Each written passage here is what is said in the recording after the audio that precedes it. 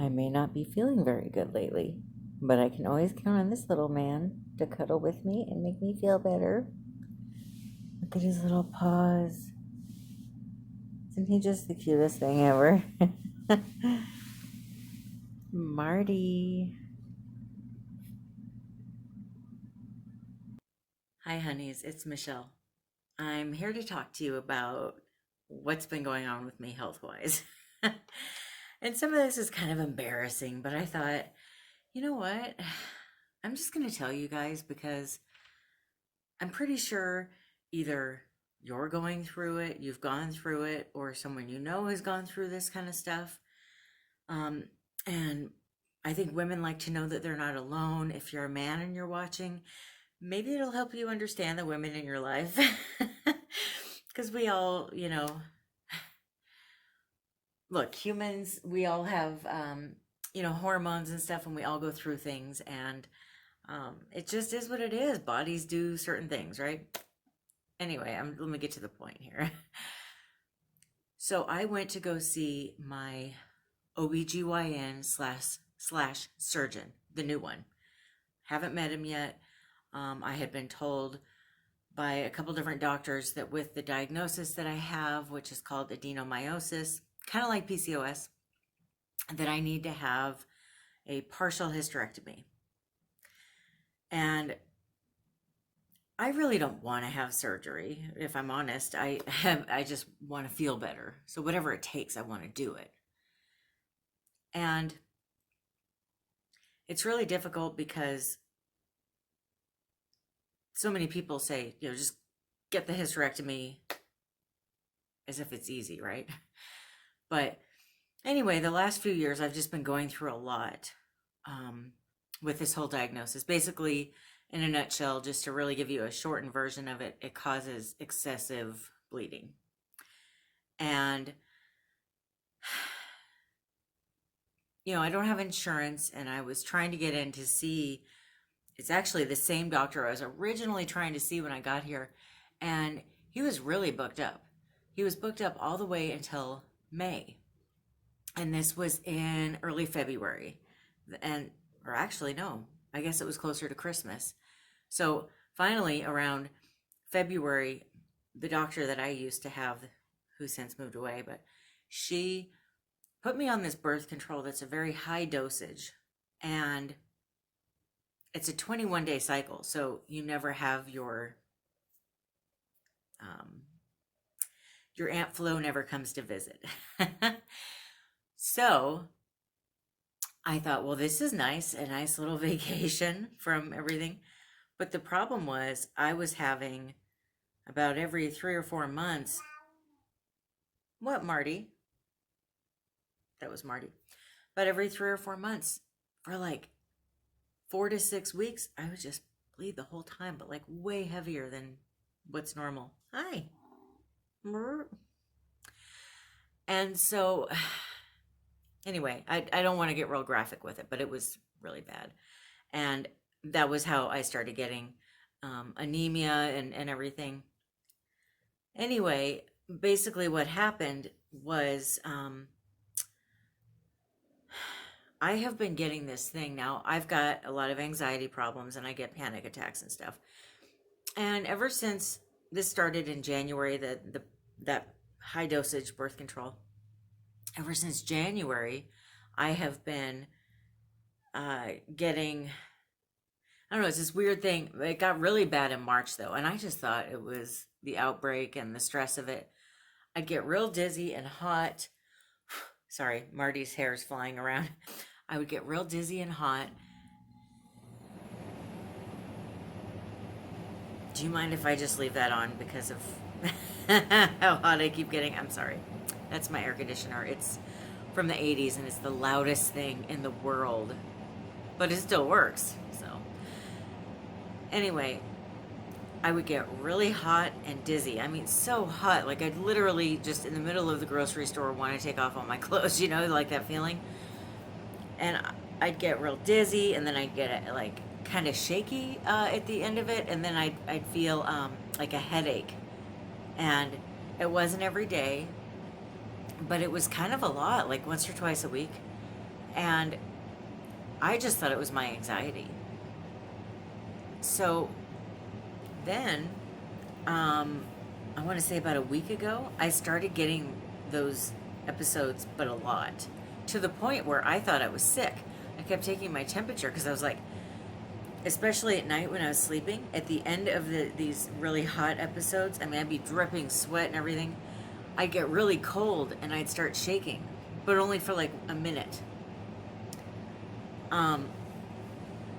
And so I was saying to Brad, do you think these are hot flashes or something? And he's like, maybe. I mean, gosh, it kind of sounds like the right symptoms. You know, we looked up like what is a hot flash and that kind of thing. And I mean, I couldn't sleep. I was just all night long. It kept happening, and then throughout the day too. But at night, it was the worst. So I go to this new OBGYN thinking that he's going to tell me that I'm starting to go through menopause. And he looks at all the information, all the data, all the blood work, everything, and he says, okay, well, I've got a couple different good things to tell you. One, you're not going through menopause. Two, you don't need surgery. That's the good news right there. I don't need a hysterectomy. He said there's numerous different ways that he can try to help me. And even if he does have to do surgery, there's some kind of laparoscopic surgery that he can do that's way less invasive and way less expensive. So that's probably, you know, at the worst what'll happen. But he's like, I don't really believe in doing a partial hysterectomy for this particular diagnosis that you have. There's so many other ways to deal with it. And he's like, once you start going through menopause, it's going to go away on its own, or it should. He's like, but here's the problem. Do you remember in school? He's like, you went to college and stuff and high school. And I said, yeah. And he said, well, you remember in school, they taught you what happens when a woman stops ovulating. And I said, well, she goes through menopause. He's like, bingo. So you've been on birth control that is a 21-day cycle over and over again. It's not letting you ovulate, so your body thinks you're going through menopause, but you're not. So you've been having hot flashes this whole time.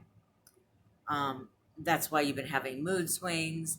That's why you've been having such a hard time. He's like, but here's the deal. When you're not, it's hard enough to go through menopause anyway. But when you're not supposed to be, when it's not your time, when you're younger than that physically and you do have eggs to ovulate and that kind of thing, it's really bad for you. It can make your blood pressure go up. It can cause all kinds of other health problems.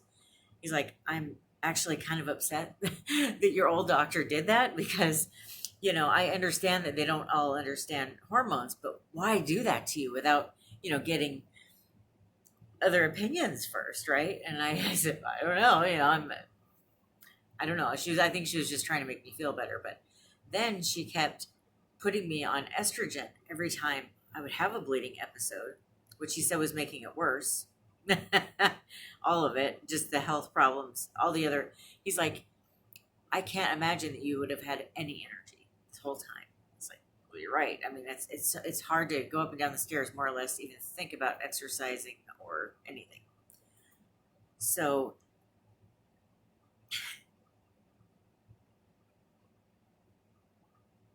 anyway, he went way more in depth than that, and I don't want to bore you or disgust you with the details, but so that's the deal. So now I'm going through,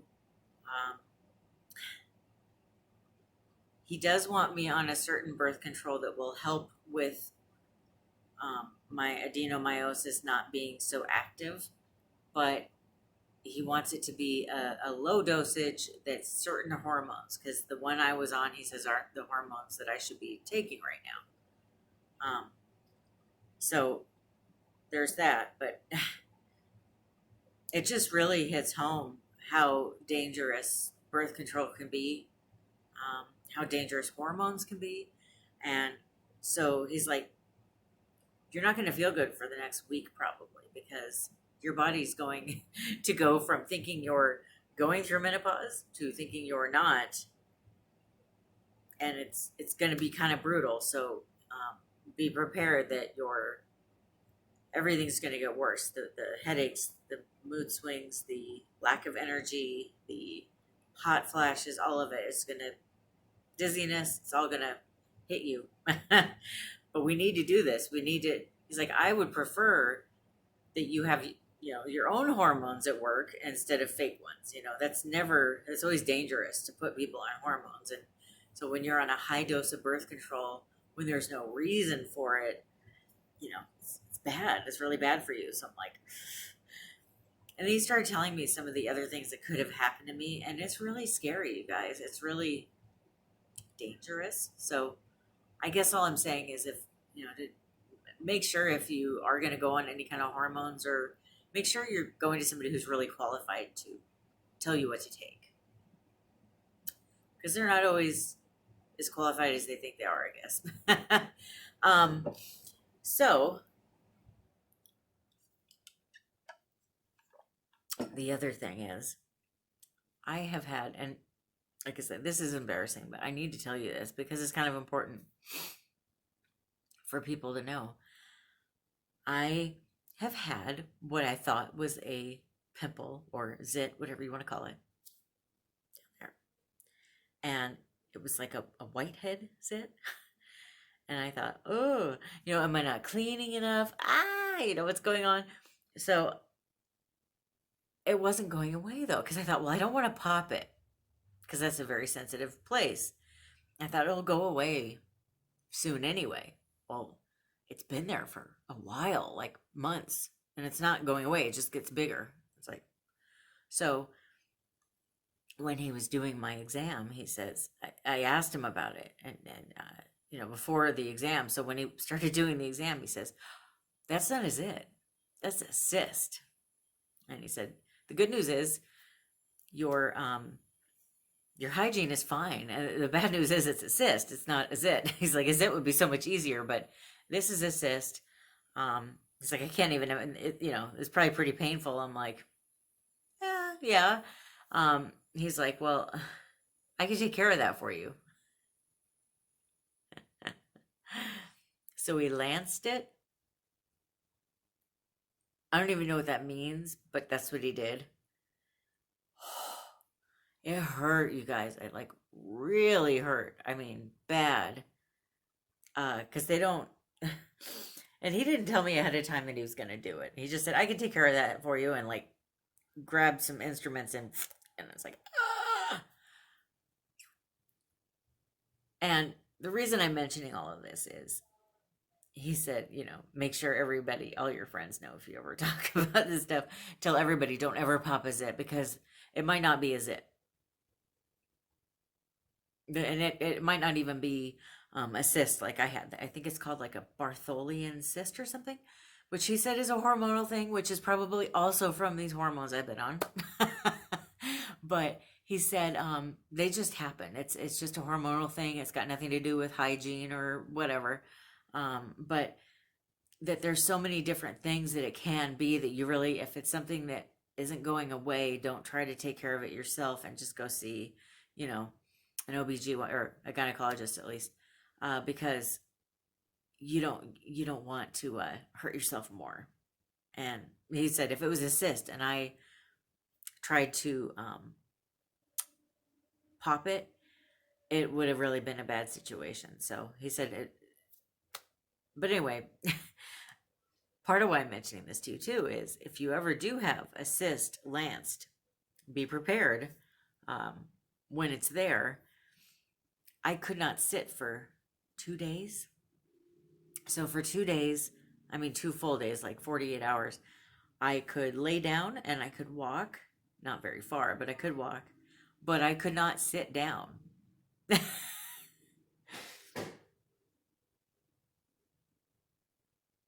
What is Martin doing over there? Brad ran out. He's not here right now, so I don't know what all these weird noises are in my apartment, but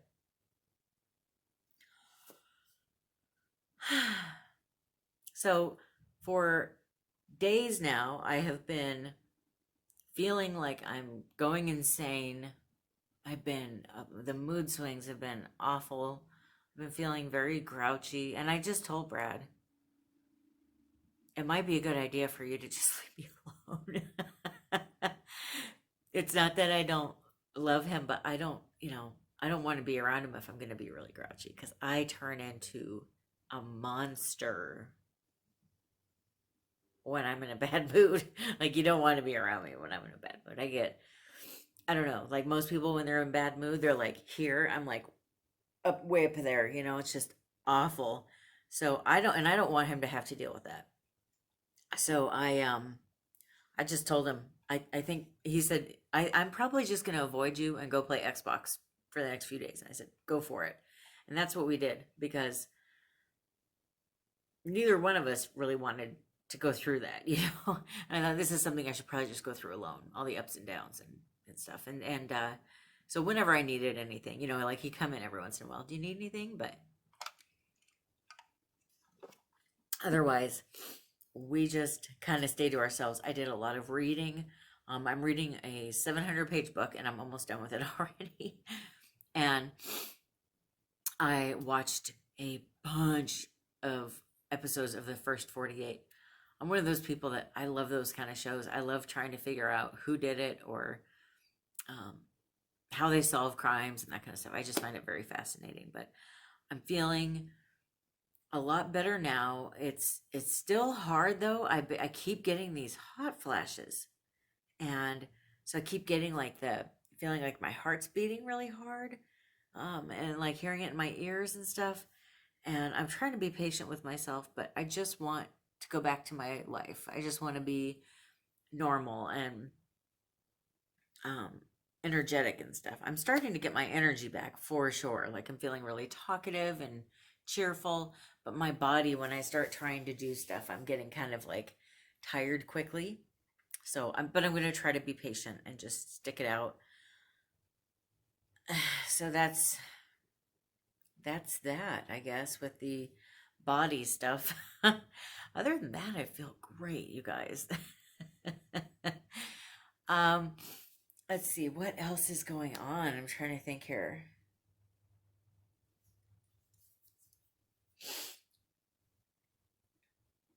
Otherwise, my mom is going to be here in just over a week. So I'm sure you'll see footage of us together while she's here. And then I don't know what I'm doing for Halloween. Probably nothing. I think Brad and I are going to go to a pumpkin patch and maybe like a haunted house or something. But other than that, I don't think we're really doing anything, especially not this year.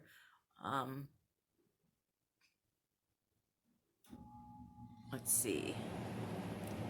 For Thanksgiving, we were going to be spending it with my whole family, but it looks like, with all the stuff going on right now, it looks like we're not going to be doing that. So I don't know. I might have some family in town, but I'm not sure. So I think, I don't know what we're doing. I know Brad has a sister here, so I don't know if we're going to see her. But like I mentioned in yesterday's video, excuse me, I'm just going to plan on making a meal for he and I that we can have. If we meet up with any family, though, we wouldn't do it here at the apartment. It's just not like big enough to entertain, really. Maybe if it was 2 people, but anything more than 2 people is too much for in here. So hopefully, we'll end up getting a house when our lease is up in May, and then we can entertain all we want, because that's a big deal to me. I want to entertain. And then for Christmas, we're gonna go to my dad's, so that'll be fun. But yeah, so I'm just trying to kind of cling to all that and look forward to all those things, and use that as a way to kind of keep going when I feel really sad about all this hormonal stuff. But yeah, if you have gone through anything like this, you are more than welcome to tell me your story in the comments. Oh my gosh, what's wrong with me? Drink some of my tea here.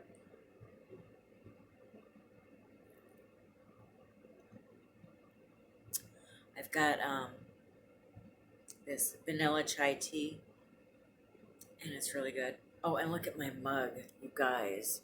Look at this. This is one of those 80s glass Batman mugs. Let's see, does it have a date on the bottom? It says Batman Forever. So what was that, 88? No. Batman Forever. Shoot, I think that was the 90s. But anyway, this is from McDonald's back then. And Brad had it with some of his childhood stuff. And it was in storage. And I was like, what are you doing? Why would you have that in storage? Let's use it. Like, I love those glass mugs from when we were kids. And so we did. He had a couple other ones that we have somewhere in the cupboard. And I love these. I just think they're the greatest thing in the world. I'm so sorry I keep yawning. I don't know what the heck. I don't feel tired. The molecules must be low in the air here or something. So I'm going to go ahead and make some dinner. I'm probably just going to have some rice and vegetables tonight. Brad's not going to be home for dinner, so he's going to be home kind of late. So I will just have something real light like that. And I guess that's really it.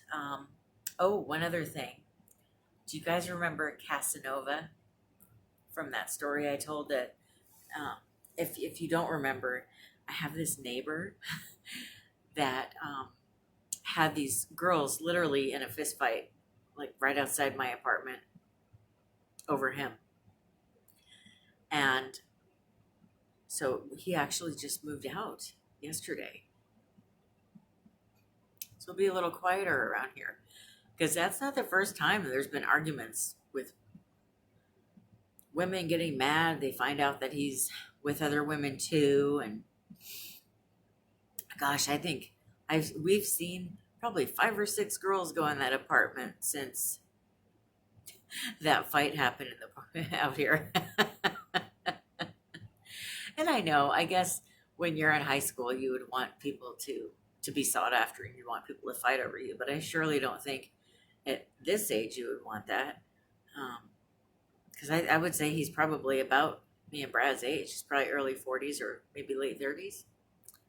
But he's just living that Casanova lifestyle. So I guess good on him. But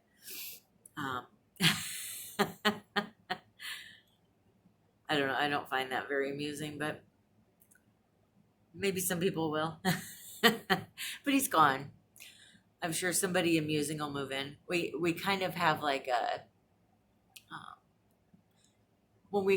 whenever we've lived in apartments, all of our neighbors have nicknames, and we kind of you know certain things about them. Very little, of course, but you kind of try to we're not like really paying attention, but every once in a while you'll hear things or see things and think you kind of start piecing things together.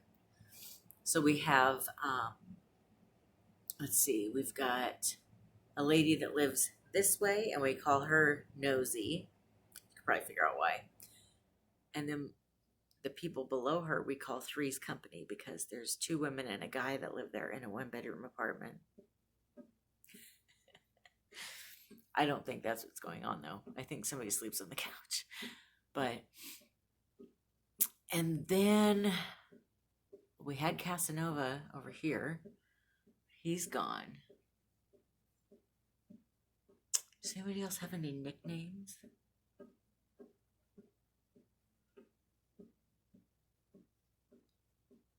Huh.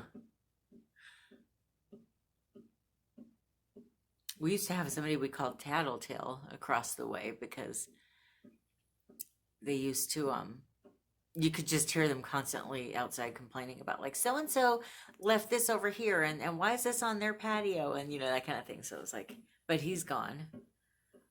And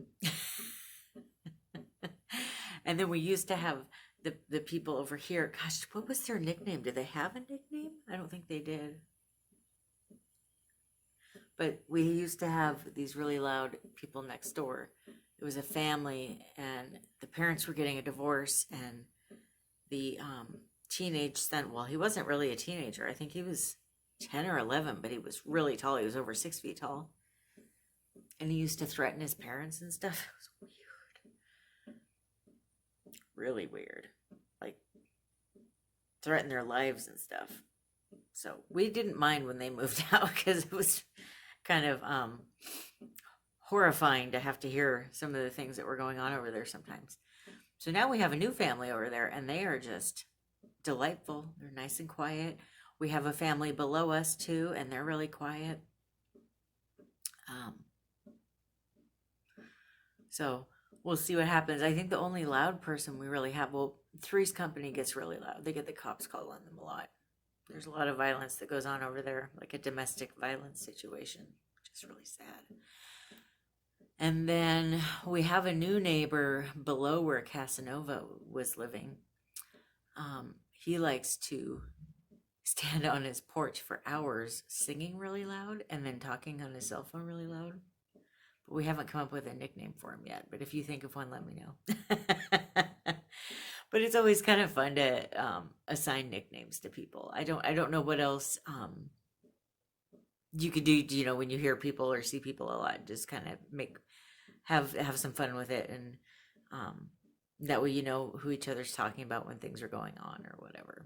But anyway, do you guys do that? Do you have like nicknames for your neighbors? I mean, you don't have to live in an apartment to have nicknames for people. I think we've done it everywhere we've lived. But anyway, if you do have nicknames for your neighbors, you're welcome to let me know down in the comments what they are and why, if it's not obvious, why you call them that. But just keep it clean, okay? Anyway, I hope that you have a wonderful rest of your day. I hope that wasn't too much information about my health. I've always been so honest with you guys about what's going on, and I want to continue to do that. Not because I necessarily think anybody cares about my health in particular, but I'm sure that there's other people going through somewhat similar things. And it's always nice to know that we're not alone. That, you know, we're not like the 1 in 5 million person people that has this problem or something, right? But this is all part of the cycle of life. It's wild. But if you don't want to hear about health problems, or if you do, let me know in the comments. It'd be good to know whether you guys even want to hear about this stuff, you know. If you do, great. If you don't, that's fine too. I just don't want to keep boring people if you don't want to hear it. So, anywho, I hope you have a wonderful rest of your day. And I love you guys. Bye.